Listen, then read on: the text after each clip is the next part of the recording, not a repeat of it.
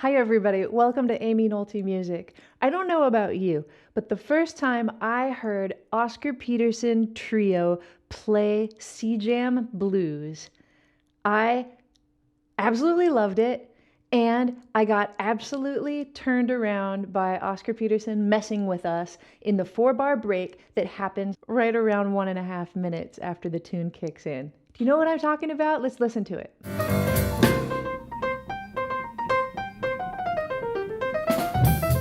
Right there. Oscar Peterson totally messes with us. And it took me, as like a 17 or 18-year-old who heard this for the first time, it took me like at least 100 times listening to it before I got a handle on what he did. It's a really cool device that the trio used when they were arranging C-Jam blues, that after the end of every chorus, they would add a 4-bar break right at the top. So a break of just nothing. So after the end of the tune comes around, last 4 bars of the blues, then here 2 3 4 2 2 3 4 3 2 3 4 4 2, then the blues starts like that. So it's just this 4-bar break of nothing except for Oscar Peterson doing whatever the heck he wants, and he's got some great 4-bar breaks.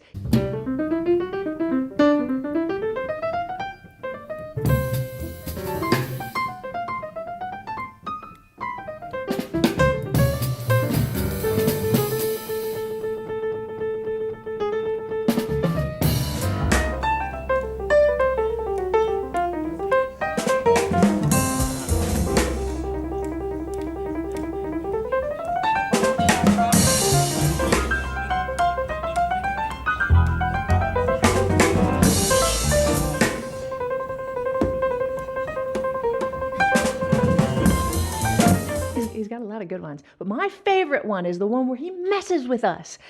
Let's focus on tricky Oscar Peterson and see exactly how he flips the time around so that we're all messed up inside in a really good way.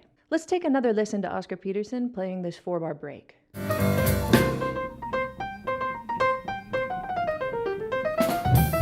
The first thing you can tell is that he uses this kind of figure that goes like that. It's almost like I think it's a rhythm that we're really familiar with, like na na na na na na, right? But he does it here. So it's a little bit different, but it's also a little bit familiar. And when we hear that na na na na na na, I think we usually hear it on one. Na na na na na na na na na na na na.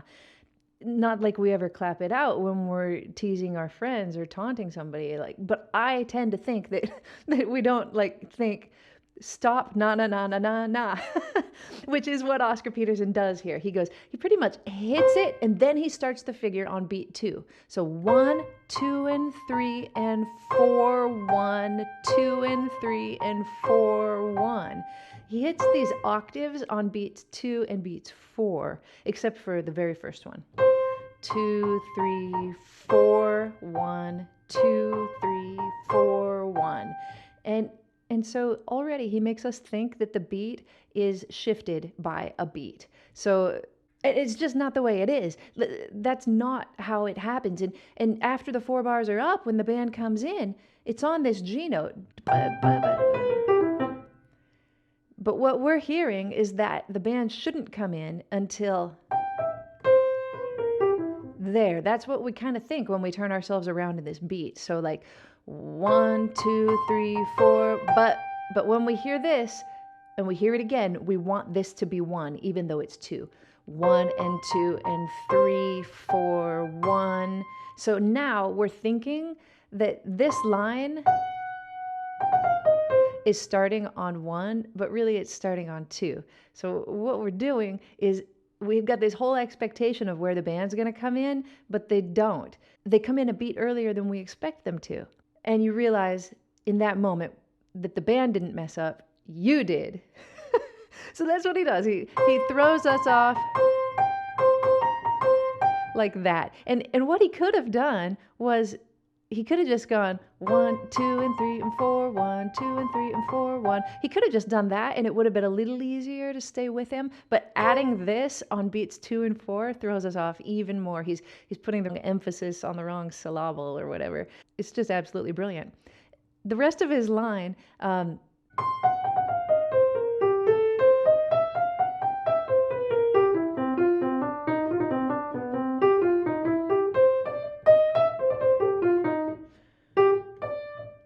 I'd like to break it down just a little bit. Oscar Peterson has a lot of licks under his belt. He's got a lot of gospel-y kind of things. He's got a lot of bluesy kind of things. He also has some classical kind of sounding things. He's got scales and patterns and arpeggios all just at his disposal. And nobody plays with intent the way that Oscar Peterson does and never messes up. If you're wondering if you're hearing Oscar Peterson or Mulgrew Miller or whoever else you think might sound like Oscar Peterson, the way that you'll usually know that it's Oscar is because he rarely makes a mistake or any kind of blunder.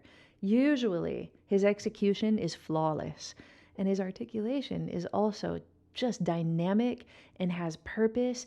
And once you start to learn the way that Oscar Peterson articulates, you know it. Like it's like recognizing John Coltrane's tenor sound. As soon as you hear this kind of articulation, you start to realize that only Oscar Peterson sounds that way. I like this. This is very understated. His triplets often are very understated. In fact, it took me a few listens to figure out if it was or could have been either one. It wasn't, though. So this is like straight blues scale, right? All of that is just the blues scale, but here he adds an A. Sometimes he'll add an A as a passing tone and get a little bit out of the realm of a blues scale. And use all of these notes, flat 3, 3, 4, sharp 4, and 5. He does that several times throughout his solo.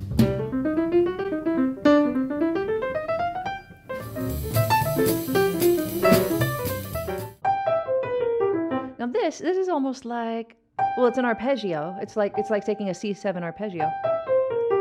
But here he adds in the B natural, which is like a bebop scale, like kind of like that over a C7, but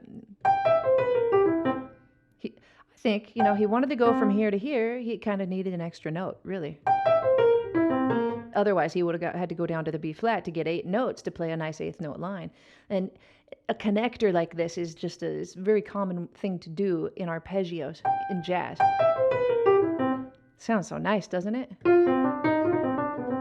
I love this line that Oscar Peterson plays. Let's listen to his articulation.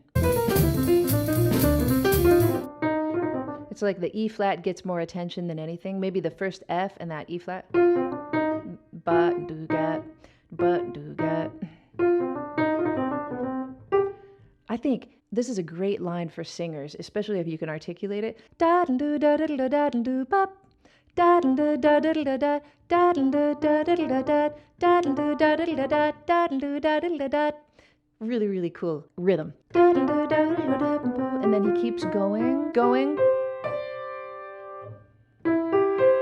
This is something we haven't seen yet. It's not really so bluesy, is it? But it gets him up to here where he wants to land, which is on this flat 3 or sharp 2 of the C7 chord. That's the emphasis. That's where he's landing. So these notes, all the beats 3 and 4 of bar 9 are they're just getting him up to where he wants to be. Right there. And this is kind of I said Oscar Peterson doesn't make very many little flubs or mistakes. I don't think this is a mistake at all, but it's just a little bit hard to transcribe. So it's like for just 1 second on beat 4, I'm not exactly sure what he played. But then he hops into a very solid idea after that as the F7 chord comes on. It's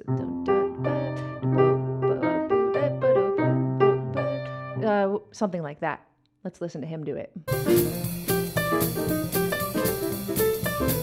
Kudos to Ed Thigpen, Ray Brown, for not getting thrown off by Oscar starting the way that he started. When you are playing with somebody as amazing as Oscar Peterson, and when you are as amazing as Ed Thigpen and Ray Brown, you just got those 4 bars, like the beat is just in your brain. And no matter what Oscar Peterson did, they were going to come in right on beat 1 of the 5th bar. And that's absolutely what they did. They didn't let Oscar Peterson mess with them. I'd kind of like to know if he told them ahead of time, hey, you guys, on the 3rd 4-bar break or whatever one it is, I'm gonna mess with the time a little bit, so make sure you're solid. I kind of think that maybe he could have said something like that to them, but I don't think he needed to at all. But I do think he knew he was going to do it. Oscar Peterson was a very polished and practiced player, and he worked out things. I love the interview of him with Marianne McPartland where he talks about what he's working on, and they really get into the nitty-gritty of how he practices. And I love to think that Oscar Peterson sat down and worked out this pattern and knew that he was going to fool everybody for a little bit, just throw them for a little loop. Thanks for dissecting the tricky Oscar Peterson with me, everybody. Please hit the subscribe button if you haven't done it already. Also visit my website, aimeenolte.com. I've got a lot of resources for you there, PDFs that you can get, and recordings of mine and everything. Thanks, everybody. I'll see you next time on Aimee Nolte Music.